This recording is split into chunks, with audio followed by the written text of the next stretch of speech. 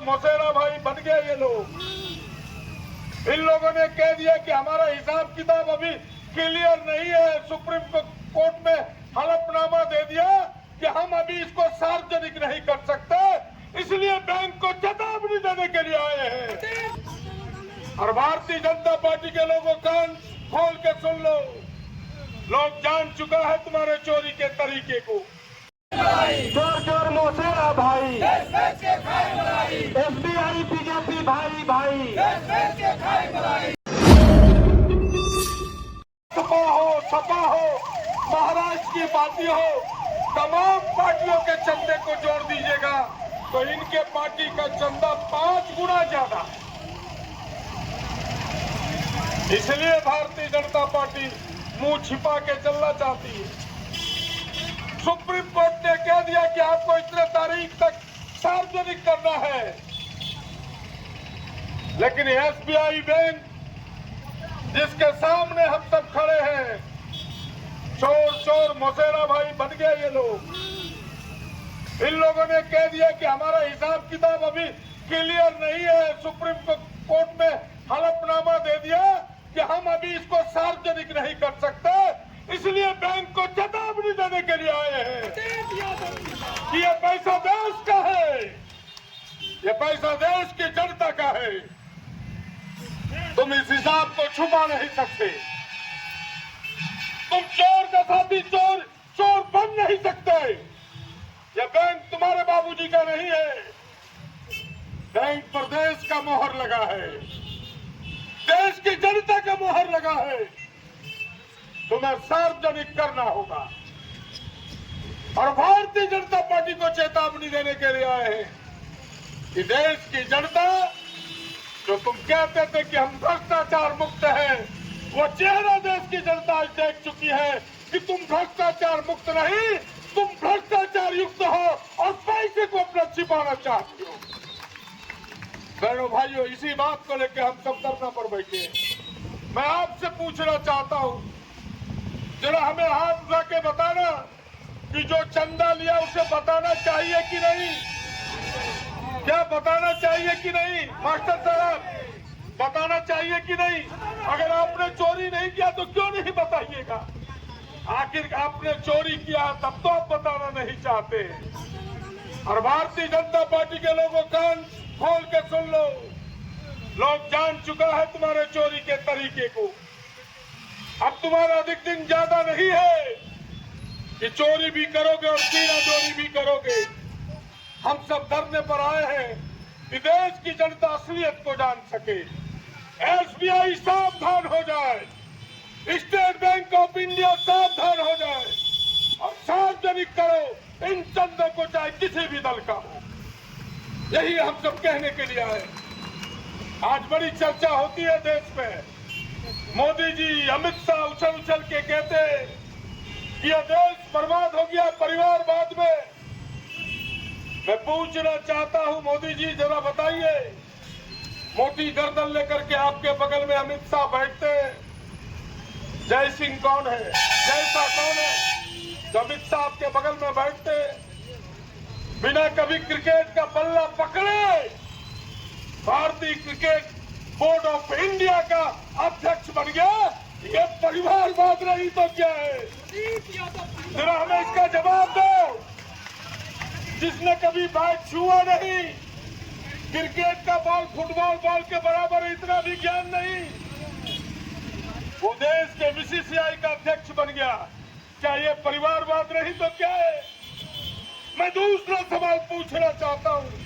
कई नाम है, पंकज सिंह का नाम आप सबने सुना होगा, उत्तर प्रदेश से विधायक है, भारतीय जनता पार्टी के प्रधान महासचिव है, स्टेट उत्तर प्रदेश के। कौन है पंकज सिंह?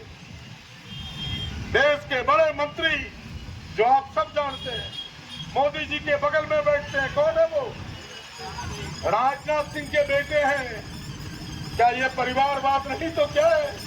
परिवारवाद पर चर्चा करते हो। पीयूष गोयल का आप सबने नाम सुना होगा। पीयूष गोयल अभी मंत्री है, इनके पिताजी भी अटल बिहारी वाजपेयी के साथ मंत्री थे। ये परिवारवाद नहीं तो क्या है? अभी बांसुरी जो बज रही है दिल्ली में बांसुरी स्वराज, क्या चतुर्भुज भाई इसकी बेटी है सुषमा स्वराज। क्या ये परिवारवाद नहीं तो क्या है? जरा हमें कोई बताए। मैंने आपका बेटा बेटी हो गया तो वो परिवारवाद नहीं। और जिस परिवार ने देश के खातिर अपनी कुर्बानियां दे दी, पूरी संपत्ति दे दिया, पंडित नेहरू से लेकर उनके पिताजी ने अपनी इलाहाबाद की पूरी संपत्ति अरबों खरबों को देश के नाम सौंप दिया। इंदिरा जी ने कुर्बानी दे दी देश की एकता और अखंडता के लिए। राजीव जी ने शहादत दे दिया देश की एकता और अखंडता के लिए। और उसका बेटा आज जनता के लिए सड़क पर निकला है राहुल गांधी, तो परिवारवाद कहता है। ये परिवारवाद नहीं, ये देश की जनता के लिए संघर्ष है। बहनों भाइयों, दर्जनों उदाहरण पड़े हुए हैं। ये परिवारवाद के नाम पर बरगलाना चाहता है देश को, लोगों को धोखे में रखना चाहता है देश को। इसीलिए मैं कहने के लिए खड़ा हुआ हूं, ये परिवारवाद नहीं, देश के लिए लड़ने वालों की एक कतार खड़ी हुई है। बताओ कि देश में कोई एक परिवार हो जिनकी 3 पुश्ती ने कुर्बानी दी हो देश की एकता और अखंडता के लिए। मोदी जी, आपके पिताजी ने तो कभी संघर्ष भी नहीं किया, आपने भी तो कभी संघर्ष नहीं किया देश की आजादी के लिए।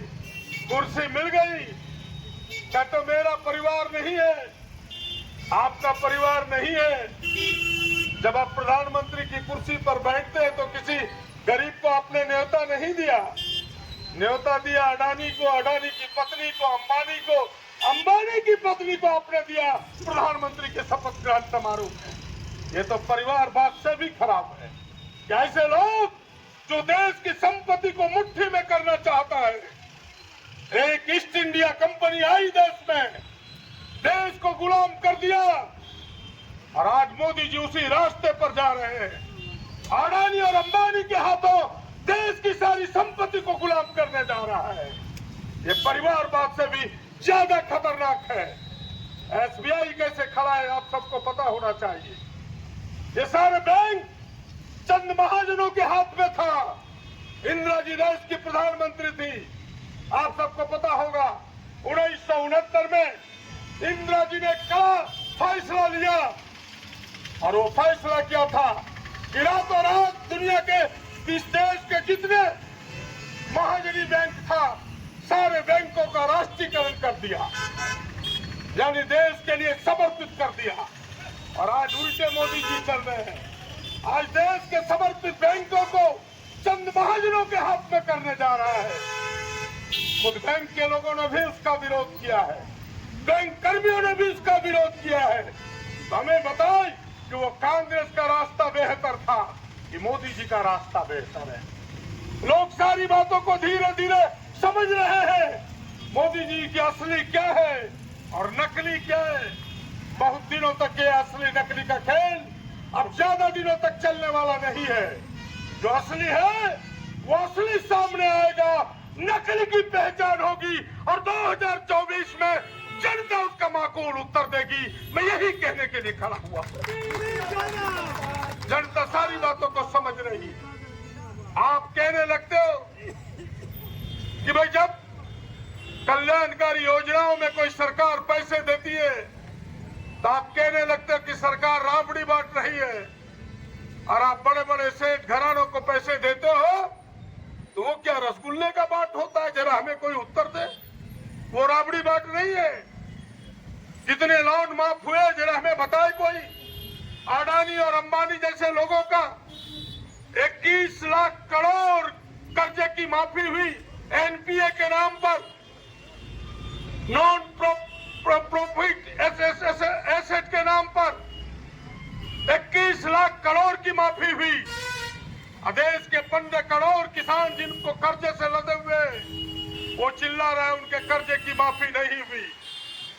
मैं इस मंच से बधाई और धन्यवाद देना चाहता हूं झारखंड सरकार को, जो दिनेश जी अभी चर्चा कर रहे थे कि पिछले बार इस सरकार ने मात्र 50,000 की माफी की थी, वो भी चालू खाते के किसानों का। लेकिन सरकार ने इस बार साहस दिखाया, कहा हम गरीबों के लिए हैं, हम गरीब किसानों के लिए हैं, और कहा 2 लाख तक की कर्जे की माफी करेंगे, चाहे एनपीए के खाते हो, चालू खाते हो या बंद खाते हो, सबकी माफी होगी। ये न हुआ किसानों के हित में, तो ये सरकार किसानों के हित में। अब तो आपने सर्वजन पेंशन योजना का नाम सुना होगा कि 60 वर्ष में सबको पेंशन, और महिलाओं को तो 50 वर्ष में ही पेंशन मिलेगा। ये काम है कल्याणकारी काम। आपके बच्चे जो हॉस्टल में रहते थे, पिछड़ों के बच्चे, आदिवासी के बच्चे, दलित के बच्चे, अल्पसंख्यकों के बच्चे, उन बच्चों को भोजन का जुगाड़ करना पड़ता था, घर से चावल आटा लाना पड़ता था, आपको पैसे भेजने पड़ते थे। झारखंड सरकार को जरा ताली बजा के आपकी बधाई होनी चाहिए कि झारखंड सरकार ने फैसला लिया कि आपके बच्चे पढ़े और खाने की व्यवस्था झारखंड सरकार दोनों साफ करेगी। बहनों भाइयों, ये काम होता है जनता के लिए, ये काम है गरीबों के लिए, ये काम है नौजवानों के लिए, और ये काम सरकार झारखंड सरकार कर रही है। आप बिजली के बिल से परेशान थे, पहले सरकार ने सूद माफी की, लगा उससे भी जनता को बहुत राहत नहीं हुआ। अभी चंपाई जी ने विधानसभा में घोषणा किया, परसों भी मेरी बैठ के बात हुई है, उन्होंने कहा है और विधानसभा में भी घोषणा किया है कि आने वाले दिन में झारखंड के लोगों जिससे तुम्हें परेशानी है, पूरे बिजली की बिल की माफी की जाएगी। ये फैसला है जनता के कल्याण का। इन फैसलों को आप तमाम लोग सुनाइए लोगों को, और जरा तुलना कीजिए कि कौन गरीबों के हित में है। ये मोदी जी जो कंबल ओढ़ के घी पीने वाले लोग हैं, या ताल ठोक के राहुल जी जो सड़कों पर जनता के लिए लड़ रहे हैं, कौन बेहतर है? फैसला आपको करना है। आपको केवल पागलपन चढ़ाता है जय श्री राम के नाम पर, सत्ता पाने के लिए। किस राम की बात करता है वो? सब आप राम को जानते हैं, भगवान राम को।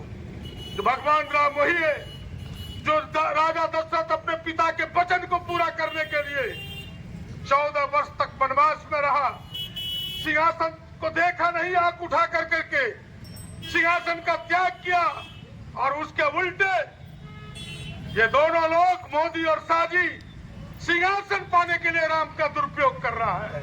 ये तो विपरीत विचार है, ये राम के आदर्श के अनुकूल नहीं है, भगवान राम के प्रतिकूल ये विचार है। ये भगवान राम के भी नहीं है। भगवान राम को ये बेचना चाहते हैं, उनके नाम पर वोट लेना चाहते हैं। इनसे आप सावधान रहिए। बहुत लंबी चौड़ी बात न करते हुए, ये लोग न तो भ्रष्टाचार की लड़ाई लड़ रहे हैं, न तो किसानों के लिए लड़ रहे हैं, न तो ये गरीबों के लिए कुछ करने वाले हैं। ये लोग देश को बेच करके केवल सत्ता पर बैठने वाले लोग हैं। ऐसे लोगों से सावधान रहिए। अंत में फिर से एक बार, कि देश जग चुका है, देश की जनता जग चुकी है, कांग्रेस पार्टी उसका नेतृत्व कर रही है। कांग्रेस के हाथों को मजबूत कीजिए और मजबूर कीजिए। एसबीआई जैसे जो चोर चोर मौसेरा भाई ये बना हुआ है, मजबूर होना पड़े और चंदे को सार्वजनिक करना पड़े। इन्हीं चंद बातों के साथ धन्यवाद, नमस्कार, जोहार।